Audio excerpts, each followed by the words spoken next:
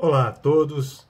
Primeiramente eu quero agradecer a Lorena pela oportunidade, pelo convite, de falar para vocês um pouco sobre a entrevista psicológica dentro do ambiente jurídico. Psicologia jurídica é uma matéria que eu já ministro já tem algum tempo. Eu sou psicólogo há 20 anos e advogado há 12 anos.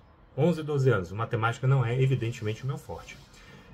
Bom, dentro da entrevista psicológica, a diferença entre a clínica e a parte jurídica. Veja bem, quando alguém te procura para fazer um psicodiagnóstico, ou quando você vai atrás de um psicólogo para poder discutir as suas questões, a intenção dessa pessoa é dela para conseguir esse tipo de resultado, certo? Ela vai atrás desse profissional porque ela tem o interesse de se conhecer, se descobrir, entender quais são as suas questões. Então, na parte clínica, a procura é espontânea. Já na parte jurídica, não é assim que acontece. Por quê? Dentro do processo judicial, nós temos ali a relação processual que é composta por juiz e os autores, os advogados das partes, do autor e do réu. Então, a relação processual, juiz, autor e réu. O juiz, quando ele fica em dúvida em relação aos elementos apresentados naquele processo, ele chama a perícia. A perícia existe em qualquer tipo de, qualquer área do conhecimento humano. Especificamente dentro da psicologia, ao pedir a perícia psicológica, você, psicólogo jurídico, vai fazer essa entrevista com essa pessoa. E aí, qual é a motivação que essa pessoa tem de falar com você? Ela não está lá por livre e espontânea vontade. Talvez o curso do processo fique pior caso ela te dê algum tipo de informação que conste do seu laudo. Daí porque a tendência dessa pessoa, durante as entrevistas que você faz para verificar se ela tem ou não a capacidade cognitiva para entender a proporção do delito que ela cometeu, se ela pode ou não ser pai ou mãe ou a família, se o pai e a mãe querem adotar uma criança, se eles têm essa capacidade, questões de guarda, discussão de guarda unilateral. Será que é a melhor forma definir a guarda unilateral? Será que essa pessoa tem o que precisa para poder ter essa guarda com ela? Então, essas questões, o psicólogo jurídico, ao fazer a entrevista, por evidente que a parte que está sendo entrevistada, ela não vai com a vontade de estar lá. Ela já vai nisso, já vai na má vontade. Segundo, ao dar as informações, ela vai ponderar muito se o que ela fala pode prejudicar ou não. Então veja, dentro do contexto clínico, quando você vai atender alguém que vem de livre e espontânea vontade, a pessoa vem abrir a vida dela, certo? Ela vem falar tudo o que a compõe, como que ela é, o que ela gosta, o que ela não gosta. Na parte da psicologia jurídica, a pessoa já está mais ali armada, na defensiva, na verdade. Esperando ali, não, eu não quero me prejudicar, ou eu quero lograr êxito ao final, eu quero ter essa vantagem que eu vejo aqui nesse processo, ao final de toda essa discussão, então eu vou induzir o entendimento daquele psicólogo, daquela psicóloga, para que eu consiga esse benefício. E aí veja, o profissional da psicologia, ele é capaz de muitas coisas, tá? Inclusive de ser enganado. Isso quer dizer que, no contexto clínico, a probabilidade do seu paciente mentir, ela é menor. Não quer dizer que não exista, mas essa probabilidade é muito menor. Dentro do contexto jurídico, essa probabilidade é muito maior. Quer dizer que todos eles vão mentir? Não. Mas quer dizer que existe uma chance muito maior. Porque se eu estou de olho ali no benefício que eu consigo ao final desse processo, eu vou ser mais sincero ou eu vou induzir, eu vou omitir, eu vou simular, dissimular, mentir para que eu consiga isso? Pois bem, então veja, se a gente separa ali o contexto clínico do contexto jurídico, a primeira coisa é a intenção daquele paciente. Por que ele procurou o terapeuta? Porque ele quer se tratar. Por que o outro foi direcionado para uma perícia? Porque o juiz quer verificar se aquela parte tem ou não aquela capacidade. E aí a coisa muda completamente. Então, se dentro ali do contexto clínico, ao entrevistar a pessoa, ao conversar, você vai estabelecer um vínculo terapêutico, porque é natural, vocês são seres humanos, e vocês vão atender seres humanos, a menos que você seja psicólogo de gato e cachorro, que existe. Mas você atendendo seres humanos, você vai estabelecer um vínculo terapêutico, uma aliança terapêutica com essa pessoa, correto? E essa aliança, ela é estabelecida porque vocês dois estão fazendo uma troca ali em certo nível, e a pessoa que vem de livre e espontânea vontade, reafirmo, ela vem porque ela quer se conhecer. Que nem quando vocês entraram no curso de psicologia, né? Por que você está fazendo psicologia? Ah, porque eu quero me conhecer, eu quero me entender melhor, etc. Então, pois é, você está num curso profissionalizante. E aqui você aprende a atender as pessoas, sejam elas por livre e espontânea vontade ou não. Sejam elas que venham, sejam as que vêm forçada, né? O que foi determinado por um terceiro, que é o caso do juiz, que determina que essa pessoa seja entrevistada. Então, lá no contexto da clínica, a probabilidade de mentir é menor, da omissão, a probabilidade de você ter sentimentos reais é muito maior. Isso, inclusive, vai alterar até a possibilidade do diagnóstico, do prognóstico, do diagnóstico, do plano terapêutico futuro. Porque se a pessoa está lá porque ela quer, ela está pedindo ajuda. Então ela vai contar, olha, eu estou com esse problema aqui específico. E aí, conta com a sua ajuda.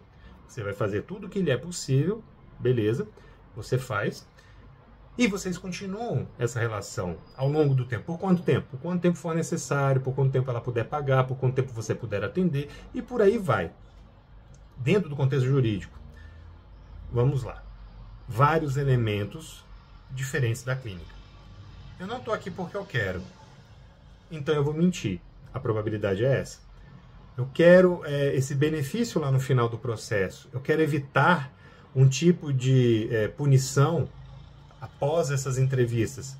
Então eu vou direcionar, né, o meu relato para que eu me beneficie. E eu vou fazer isso de forma ativa. Ou seja, o psicólogo vai fazer as perguntas e eu vou, em alguns níveis, mentir ou omitir. Segundo, sabendo que eu preciso, por exemplo, para me livrar, não me livrar da pena, porque você não se livra, né? Você acaba indo para o instituto psiquiátrico, que no fundo é muito pior do que você ir preso. Mas tem algumas pessoas que ainda preferem dessa maneira, né? Não é um manicômio que você está pensando.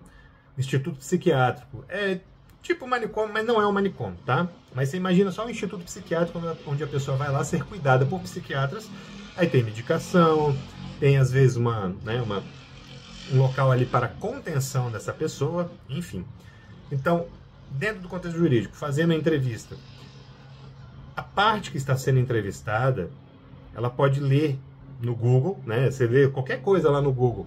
Então você pode pegar todos os sintomas, por exemplo, compatíveis com depressão, compatíveis com transtorno da conduta, antissocial, compatíveis com TOD, piromania, etc. Você pode ver lá qualquer tipo de transtorno. Depois que o Google fala que você vai morrer em 5 dias por causa de câncer, aí você pode ler exatamente esses sintomas.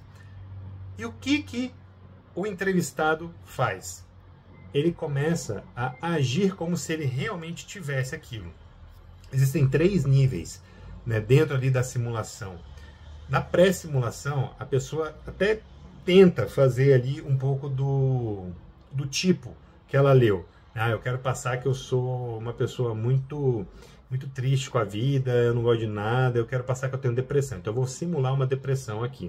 Ou então eu vou simular que eu sou um bom pai. Eu li lá todas as formas de ser um bom pai. Então a pessoa começa a falar, começa a agir como se fosse realmente um ser humano exemplar.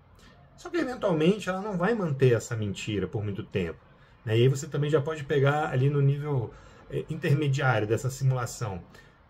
Quando você conta uma mentira, se você enche de detalhes, a probabilidade de você lembrar desses detalhes é muito menor. É capaz até que você erre.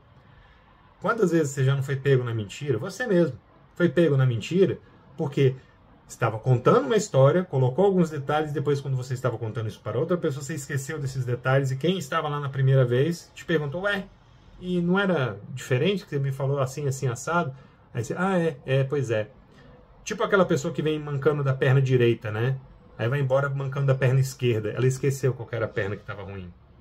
Então, não tem como você sustentar. E existem os níveis mais avançados da mentira, que aí a pessoa elabora num esquema muito mais sólido. Vocês já viram o golpista do Tinder, que tem no Netflix? Então, o tipo de golpe que ele dá é muito mais elaborado. Por quê? Ele pega ali o tipo de comportamento que ele precisa externar e ele procura pessoas que vão se adaptando, que vão aceitando o que ele fala, aquelas sugestões, aquelas verdades que ele coloca. E aí é um casamento ali de dois péssimos elementos, né? O eu quero te enganar e você está permitindo ser enganado. Estou dizendo que é sempre assim? Não. Mas eu digo que nesse caso específico do golpista do Tinder, aquela esperança facilitava com que a pessoa recebesse a mentira como se fosse uma verdade. E dentro do contexto jurídico, muitos psicólogos caem nos seguintes erros. Achar que não pode ser enganado. Olha, todos nós podemos ser enganados. Só quem já caiu naquele golpe do Pix, sabe? Quem tá falando, né? Alguém te liga. Quem tá falando? Ah, é teu primo. Eu não tenho primo. Ah, então é o teu tio. É que tio? Da onde que você tá falando? Ah, é teu tio. Da onde que você acha que eu tô falando? De Minas? Pois é, teu tio aqui de Minas. Lembra dele? Fala aí, você lembra do meu nome? E aí começa a conversar e a pessoa vai dando os detalhes. Ela própria vai dando os detalhes pro golpista. Ela mesma. E, enfim, ela dá esses detalhes porque ela acha que não pode ser enganada. Dentro aqui da psicologia, podemos ser enganados também, óbvio. Outro erro muito comum dentro da entrevista jurídica é quando você associa aquele tipo de comportamento que a pessoa já elaborou, já leu e está encenando, ela está exagerando. E olha só, ela não vai exagerar a coisa mais óbvia, né?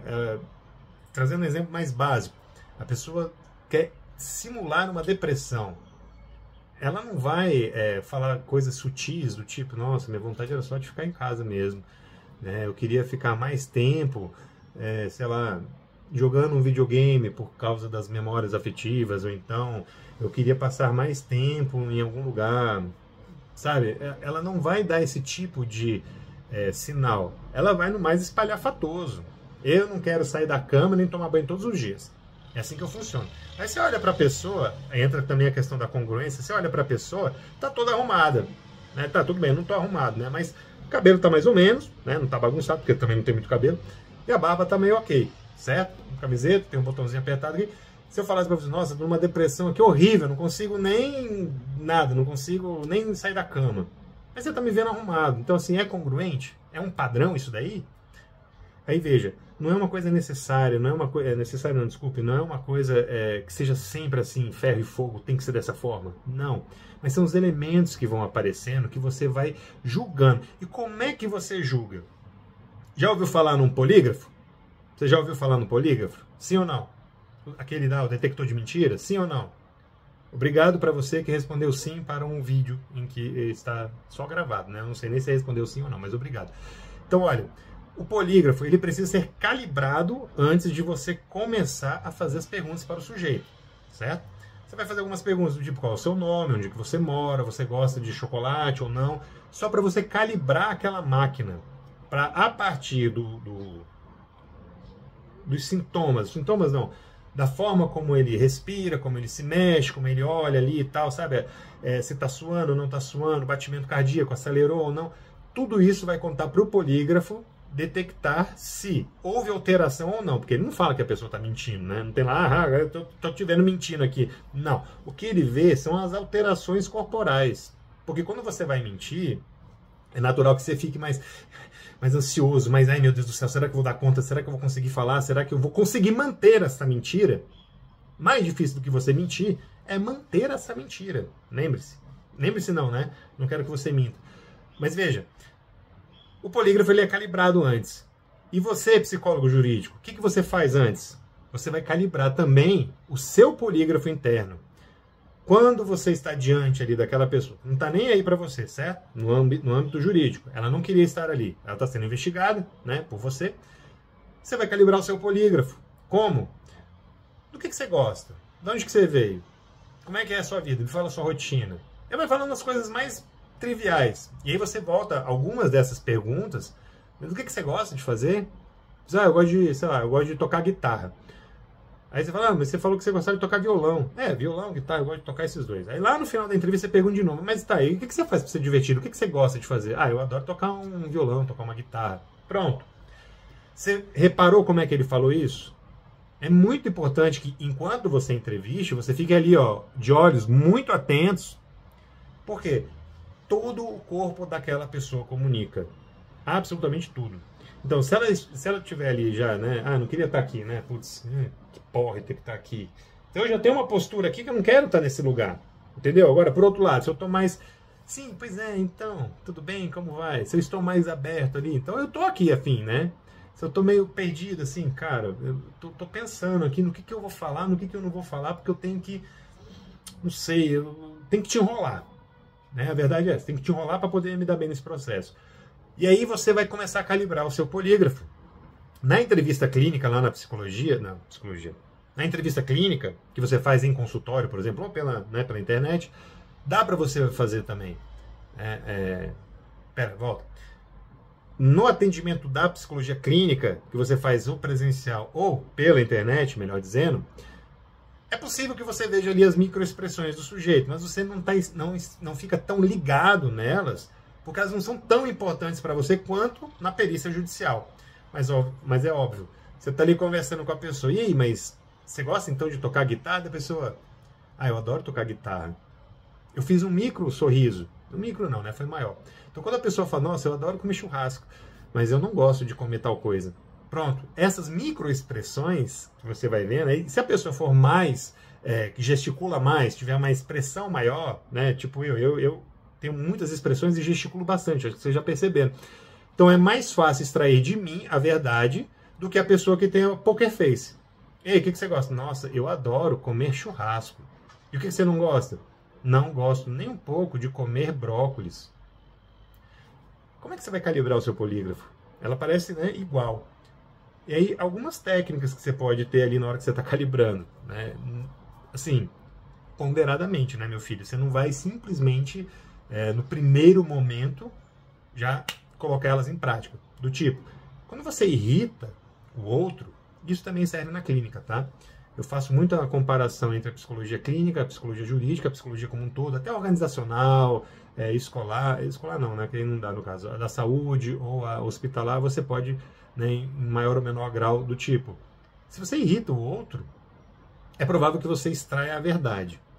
É provável que a pessoa se mostre, que ela revele o que ela de verdade está sentindo, de verdade esteja pensando e como ela se coloca diante de uma situação específica. Então, a pessoa, você está querendo investigar se ela tem ou não a capacidade de cometer aquele delito, né, que envolve, por exemplo, o sangue. Tem pessoas que não podem ouvir a palavra, né, que é o chamado gatilho, né, ou comumente chamado gatilho, que na verdade é o evento desencadeador.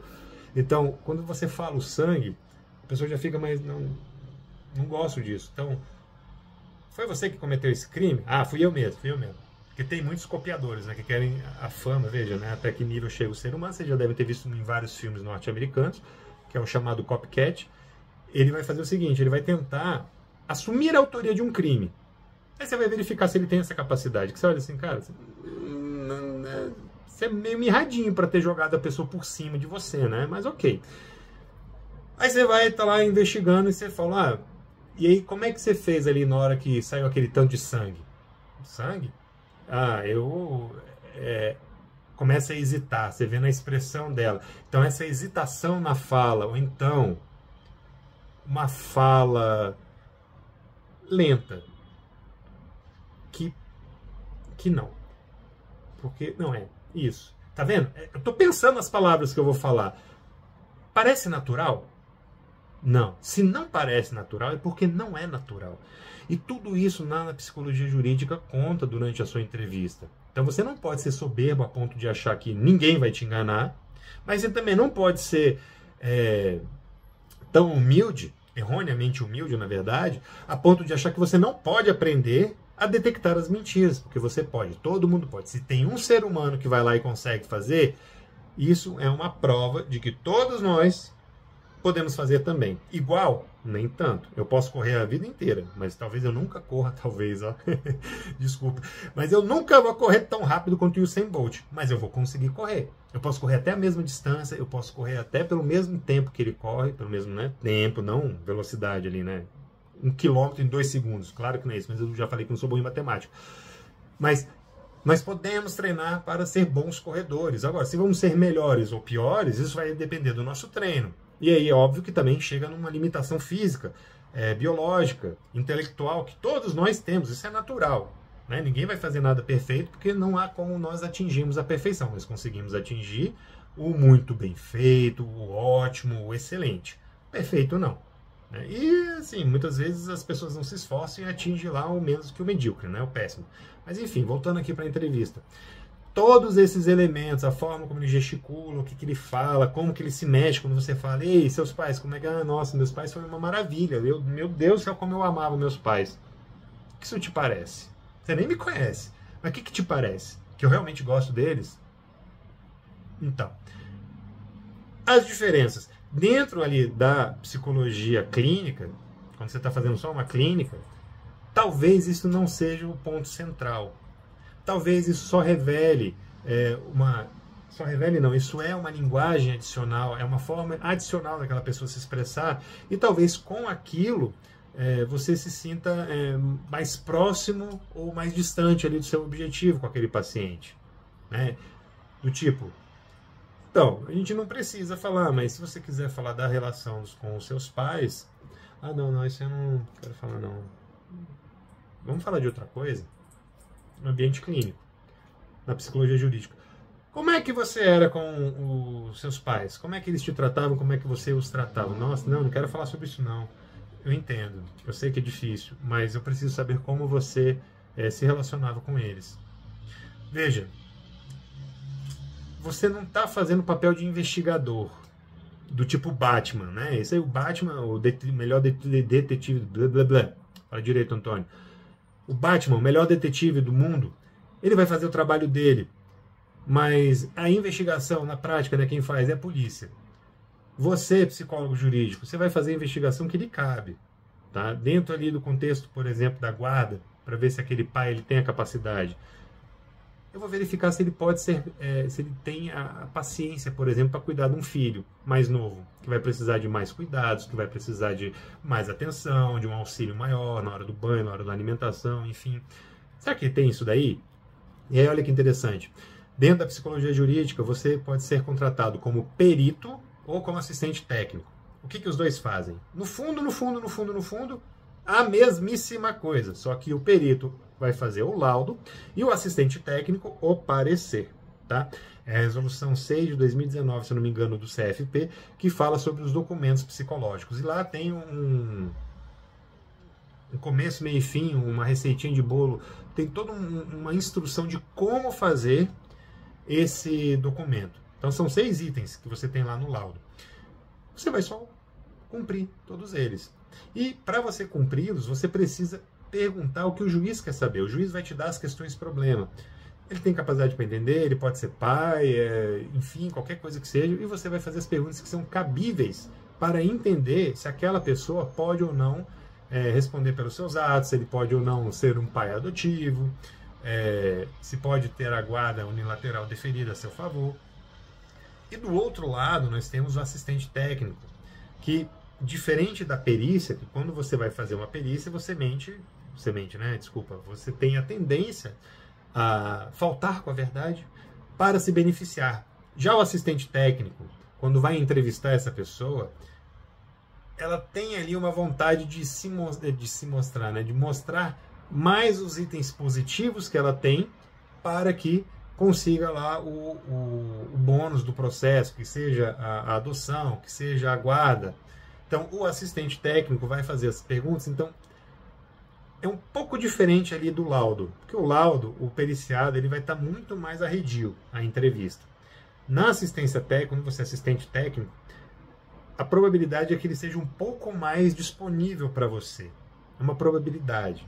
Tá? Em que proporção? Não sei, nunca parei para medir. De cada 100, 69,5 pacientes, porque um mudou no meio do caminho. Não dá para dizer exatamente a proporção.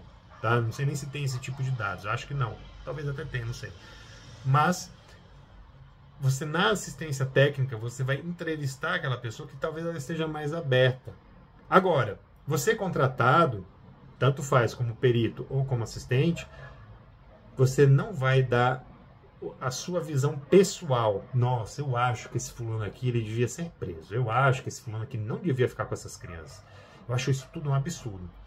você precisa ser, né, ainda que exista toda essa discussão sobre a neutralidade, sobre, né, você ser uma placa vazia ali, que apenas é preenchida com as informações do seu paciente, existe ali uma certa tendência para um lado e para o outro.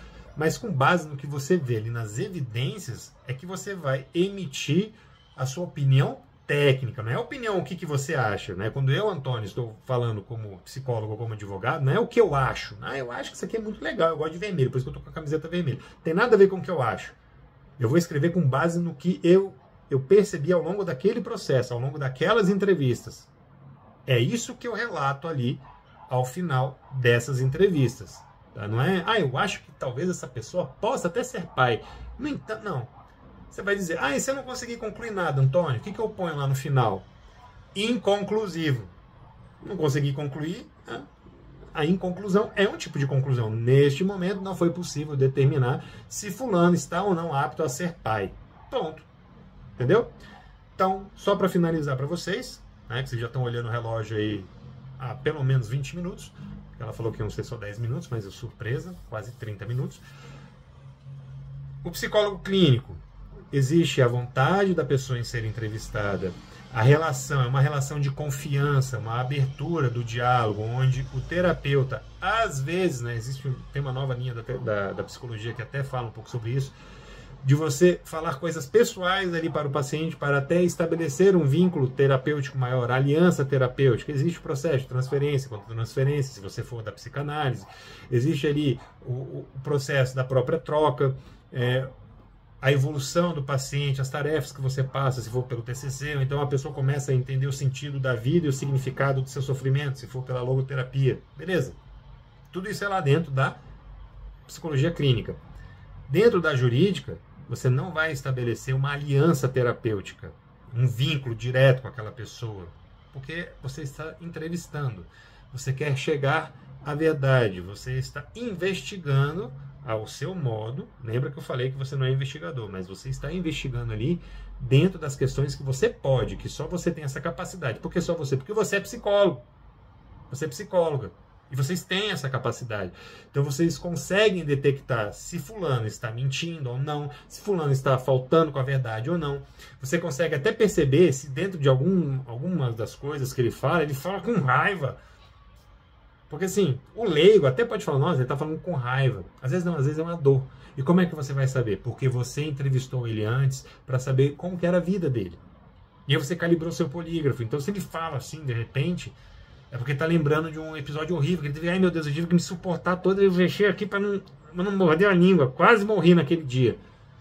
E qualquer leigo olharia e falaria, isso daí é raiva, ele está segurando uma raiva, então ele odeia todo mundo, então com certeza essa pessoa cometeu esse crime. Só que você, psicólogo, que é muito mais atento, você é psicóloga, que é muito mais atenta, percebe que não, que faz parte o quê? De um histórico ali, tá? Porque algumas coisas, de novo, algumas coisas podem ser simuladas, algumas coisas você pode até cair ali durante a entrevista no contexto jurídico.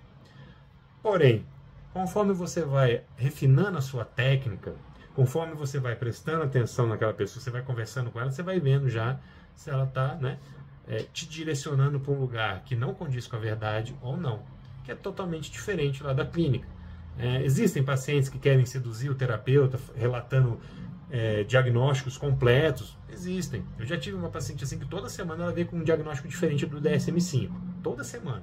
E a psicóloga que veio antes de mim, quando eu encaminhei, tinha a mesma percepção. Dentro do contexto jurídico isso é muito mais comum. Na clínica isso é menos comum. Tá? Ou seja, você pode se preparar para qualquer um dos dois lados, a jurídica ou para a clínica. Você vai fazer aquela que você gostar mais. Mas em qualquer uma delas, você precisa continuar estudando, você precisa continuar aprimorando as suas técnicas, né? Por meio de cursos livres, linhas de abordagem, o próprio trabalho em si, que isso vai melhorando cada vez mais a sua técnica. Mas, quanto mais entrevistas vocês fizerem, começando desde os estágios na faculdade, maior a sua capacidade lá na frente de detectar as microexpressões, as expressões corporais que são mais notórias. E, inclusive, você vai saber muito mais sobre determinados tipos, aqueles tipos que estão descritos no DSM-5, porque você tem lido eles mais vezes. Então fica mais fácil de você fazer a entrevista e verificar todos esses elementos, certo? Muito obrigado pela sua atenção e até a próxima.